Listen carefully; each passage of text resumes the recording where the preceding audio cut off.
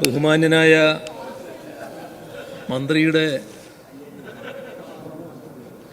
മന്ത്രിയെക്കുറിച്ച് പറയുമ്പോൾ അവർക്കെന്തോ വിഷമം പോലെ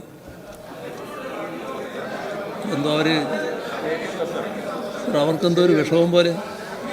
സംസാരിക്കട്ടെ, പ്രതിപക്ഷ നേതാവ് സംസാരിക്കട്ടെ, പ്ലീസ് പ്ലീസ്.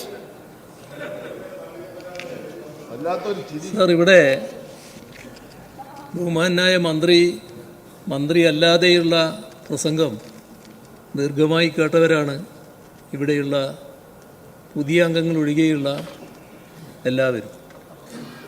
എത്ര വീറോടെ അദ്ദേഹം സംസാരിക്കുന്ന നാം കേട്ടിട്ടുണ്ട് സാർ.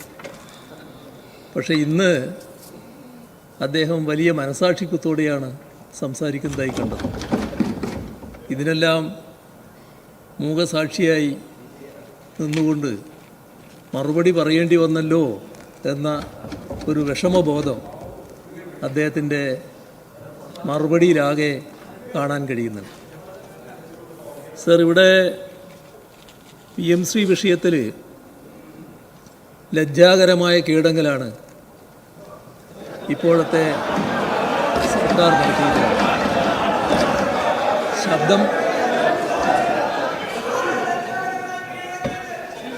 സർ, ഞാൻ സംസാരിക്കാതിരിക്കുന്ന സമയം അപ്പുറം ബഹളം വരുമ്പോഴായിരിക്കും. അപ്പോൾ അത് എൻ്റെ സമയത്തിൽ കൂട്ടാൻ പാടില്ല. ദയവായിട്ട് പ്രതിപക്ഷ നേതാവ് സംസാരിക്കട്ടെ, അങ്ങ് പ്രൊസീഡ് ചെയ്തോളൂ പ്ലീസ്. ഇവിടെ ഞാൻ പറഞ്ഞത് UDF സർക്കാർ ഈ PMC വിഷയത്തിൽ ലജ്ജാകരമായ കീഴടങ്ങലാണ് നടത്തിയിട്ടുള്ളത് എന്നാണ്. സർ, ഇവിടെ ഓർമ്മയില്ലേ, അധികാരത്തിൽ വന്നാൽ എവിടെയോ ഒഴുക്കിക്കളിയെന്ന് പറഞ്ഞിരുന്നില്ലേ? എവിടെ പോയി നാക്ക്? എന്തേ ഇപ്പം അതിനെക്കുറിച്ച് പറയാത്തത്? എന്തെല്ലാം വീരവാദങ്ങളായിരുന്നു മുഴക്കിയിരുന്നത്? സർ, ഇവിടെ ഒരു മാസത്തിനുള്ളിൽ മുൻ നിലപാടുകളാകെ മാറുകയാണ്. മാത്രമല്ല, ഒരു തരത്തിലുള്ള ആ പദ്ധതിയുടെ വക്താക്കളായി മാറുന്നതാണ് കാണുന്നത്. സർ, ഇവിടെ എന്താണ് ഇത്തരമൊരു നിലപാട് മാറുന്നതിനുണ്ടായ കാരണം? അതിൻ്റെ ജാള്യത വലിയ തോതിൽ അപ്പുറം ബാധിക്കുന്നുണ്ട്. എന്തോ ഇടക്ക് പറഞ്ഞല്ലോ, നേരെ പറയലാണല്ലോ നമ്മൾ തമ്മിലുള്ളൊരു ശീലം. വെറുതെ ഇരുന്നിടത്ത് നിന്ന് എന്തെങ്കിലും വിളിച്ചു പറഞ്ഞുകൊണ്ട് കാര്യമല്ലോ കേട്ടോ. അങ്ങ് പ്രൊസീഡ് ചെയ്തോളൂ പ്ലീസ്. ഞാൻ പ്രൊസീഡ് ചെയ്യാണ് സാർ. ഞാൻ അങ്ങേ അനുസരിച്ചുകൊണ്ട് പ്രൊസീഡ് ചെയ്യുകയാണല്ലോ ഞാൻ. സർ, ഇവിടെ ബഹുമാനായ മന്ത്രി നല്ലതുപോലെ ശ്രമിച്ചത്, ഞങ്ങളിപ്പോൾ വിഷമത്തിലായത് മുൻ സർക്കാർ ഒരു ധാരണാപത്രം ഒപ്പിട്ടു, അതുകൊണ്ട് വേറെ യാതൊരു വഴിയുമില്ല, അതുമായി ബന്ധപ്പെട്ട് മുന്നോട്ട് പോക്ക് മാത്രമേ ഞങ്ങളുടെ മുന്നിൽ വഴിയുള്ളൂ. ഇതാണ് അദ്ദേഹം പറയാൻ ശ്രമിച്ചത്. സർ, ഈ പറയുന്ന ധാരണാപത്രം 2025 ഒക്ടോബർ മാസം മുതൽ 8 മാസം പിന്നിട്ടിരിക്കുന്നു ഒപ്പിട്ടിട്ട്. ഇതേവരെ നമ്മുടെ സംസ്ഥാനത്ത് ഈ പറയുന്ന പദ്ധതി നടപ്പായിട്ടില്ല. അതൊരു വസ്തുതയാണല്ലോ. ഇത് നടപ്പാക്കിയിട്ടില്ല എന്നത് കേന്ദ്ര സർക്കാരും സുപ്രീം കോടതിയിൽ വ്യക്തമാക്കിയ കാര്യമാണല്ലോ. കേരളത്തിലെ PMC നടപ്പാക്കപ്പെട്ടിരിക്കുന്നു എന്നല്ലല്ലോ പറഞ്ഞത്, നടപ്പാക്കിയിട്ടില്ല എന്ന് തന്നെയാണല്ലോ കേന്ദ്ര സർക്കാരും സുപ്രീം കോടതിയിൽ വ്യക്തമാക്കിയത്. സർ, ഇവിടെ 2026 മെയ് 8 കേന്ദ്ര വിദ്യാഭ്യാസ വകുപ്പ് സെക്രട്ടറി അയച്ച കത്ത് അദ്ദേഹം പരാമർശിക്കുകയുണ്ടായി. സർ, അതിൽ ഈ പദ്ധതി നടപ്പിലാക്കാൻ അടിയന്തര നടപടി സ്വീകരിക്കണമെന്നാണല്ലോ ആവശ്യപ്പെടുന്നത്. അതിൻ്റെ ഒരു അഭ്യർത്ഥനയാണല്ലോ, ആ റിക്വസ്റ്റാണല്ലോ അവർ മുന്നോട്ട് വെക്കുന്നത്.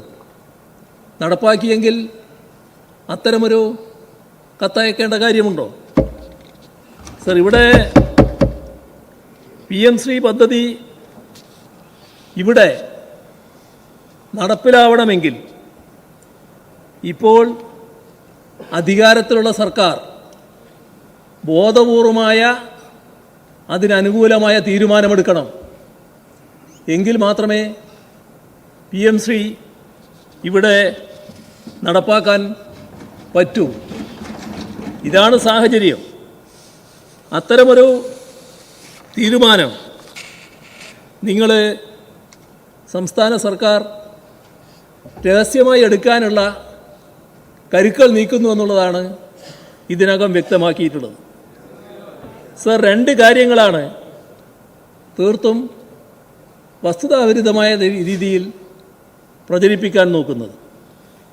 ഒന്ന്, നേരത്തെ പറഞ്ഞ ധാരണാപത്രം, അത് മരവിപ്പിക്കാനാണ്, അതിലൂടെ മരവിപ്പിക്കാനാണ്, അല്ലാതെ റദ്ദാക്കലല്ല LDF സർക്കാർ ചെയ്തു തീർന്നു. സർ, LDF സർക്കാർ ഒക്ടോബർ 23-നാണ് 2025 ഒക്ടോബർ 23-നാണ് ഈ പറയുന്ന ധാരണാപത്രത്തിൽ ഒപ്പിട്ടത്. പക്ഷേ കാണേണ്ടത്, ഞങ്ങളെടുത്ത നയപരമായ തീരുമാനത്തിൻ്റെ ഭാഗമായി തന്നെ 2025 നവംബർ 12-ന്, അതായത് 20 ദിവസത്തിനകം ധാരണാപത്രം മരവിപ്പിച്ചുകൊണ്ട് കേന്ദ്രത്തിന് ഔദ്യോഗികമായി കത്തയച്ചു. സർ, ആ കത്ത് സംസ്ഥാന സർക്കാരിൻ്റെ നിലപാടാണ്. ആ നിലപാട്